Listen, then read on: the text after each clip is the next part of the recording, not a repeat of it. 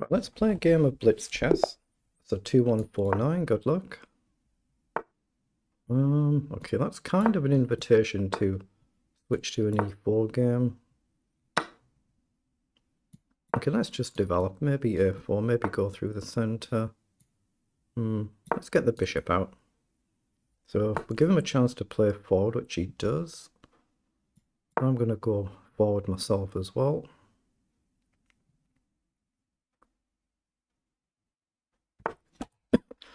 Okay, comes forward, so knight jumps across. It could actually get quite sharp, this one. I think it's sensible to give up the bishop for the knight if we get chance to, just to weaken the pawn structure. We've still got knight forward here as well, hit the bishop and pawn. So he's permitted that to happen. So take, rook takes, knight up, bishop back takes, I think that's alright. I think we take a knight forward here. He'll have to play bishop back and allow knight takes, I think, otherwise there's a hit to the pawn. Maybe we've even got the other knight in. Okay, so knight in.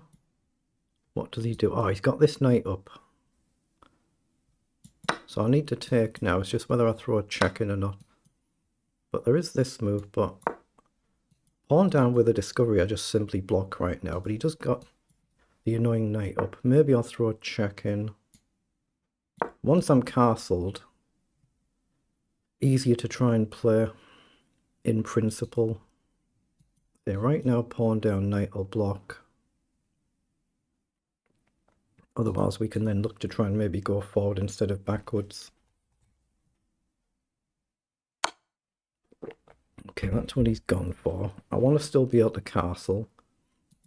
So knight down, bishop down, castle, takes, takes, queen takes, rook across, back. Actually it's a bit risky, isn't it? No, I'm gonna just sidestep. It's a bit risky allowing the bishop down. Not quite so easy to expand for us. Knight across can easily be hit. The knight over, or do we just take? We can come here as well. Check, takes, takes, check, king across, check. I'm going to just throw a check in. I don't think he'll take here, but he could. But it allows the queen to get active if he does. So takes, no good. I'm just going to try and make room to manually castle. I mean, he can always try and come across, I guess. I don't actually have a lot to do. That's what he's gone for. I'm going to step across, give him a chance to still take. Right, it is a pawn this way, though. Oh, he's got the actual pawn straight away. I just missed that. I blundered. I just simply didn't see that. Although, I can take, and grab a pawn with a check.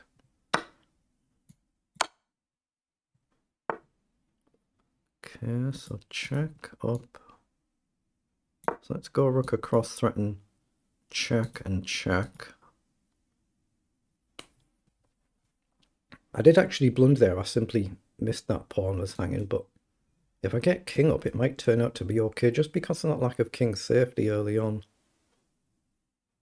Just click anywhere on the board to clear your arrows and your markings. But we've got check and check threats. King up, and we have got the threat of the other rook coming straight across. It's not easy. Not easy. Is there a knockout defense like knight d5 is mate? Well, is it mate? Actually, does knight d5 blockade the file and give the king the escape to f6? Maybe. So check up, rook check up.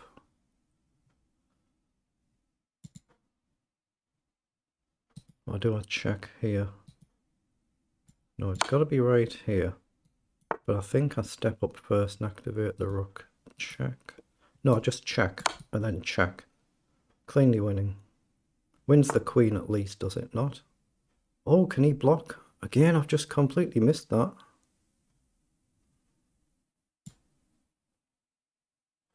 Okay, let's hit the queen then. Rook check, I've got a square. I just completely missed that he had that as well. I'm missing moves. But the king's still in danger. Maybe I just take. Then king up anywhere. So queen down. So now king up, and we can finally try and activate the rook, but he's got knight down, hasn't he? I'm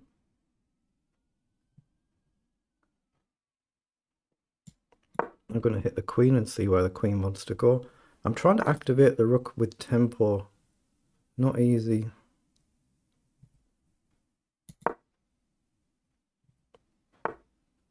Okay, knight down now. Takes.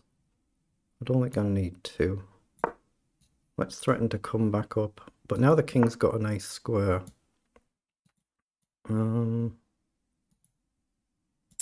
Yeah, spend a move taking and hit the rook.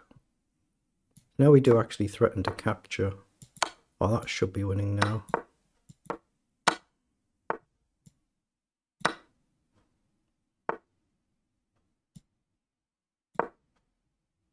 Let's hit the bishop and the pawn.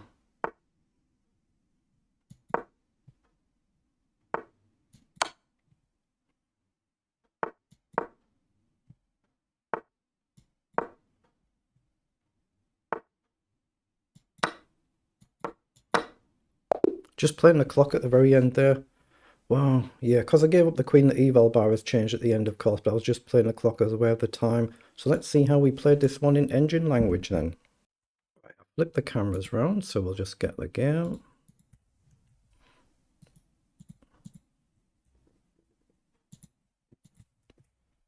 Right, let's get an analysis.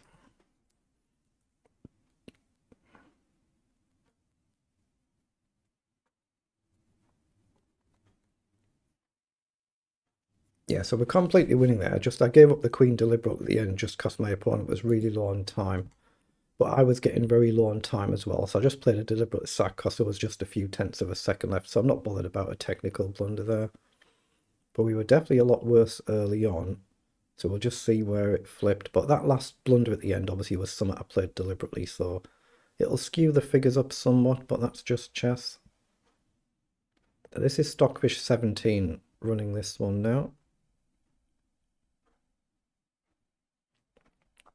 Okay, so we've ended with 66% versus 79% accuracy, CPL 61.55, 3 blunders each there, so we're basically better in the opening. I shouldn't have taken the knight, I should have jumped the knight forward immediately instead of taking the knight. But in this position, I should have just taken the pawn instead of taking the bishop. I did that so the king would then be stuck in the middle and not able to castle. But the engine's saying, don't worry about that, just take the pawn. Fair enough. In this position, we've actually blundered. Knight going forward was a blunder. We should have come back to d2, even though c3 is a move. Okay, fair enough. I'll have a look at that a bit more. Yes, c3 is indeed the move that would come as well, so that's a bit of a scary position. So that's a blunder. And again, I should have immediately retreated. I was just trying to make room for the king so I could castle here. Then I'm aware, obviously, bishop takes is a move. But then I just blundered the fact that the pawn hangs. So I just simply blundered that. So we're minus 2.7 here. I've sat there to get 2 pawns and open the king up. And we're still worse, minus 2.5. We stay worse until this position. G6 is the move, and it's +3 better for black. So the king is actually perfectly safe. It's just making room so the king can eventually run away. And there's a fatal blunder there. That's back to level. And then a few moves later, it's the queen blunder there, and suddenly we can trade and pin the queen. Like I say, my final blunder, it was just a technical blunder. The move times don't show here, but I was aware in the game that my opponent just had a couple of tenths left, and I only had a few seconds left myself, so I just sacked the queen. Obviously, if it wasn't for the clock, I would have just, like you say there, pushed the pawns up or dropped the queen back or something so you don't blunder. Or throw another check in might be just as good, but very good.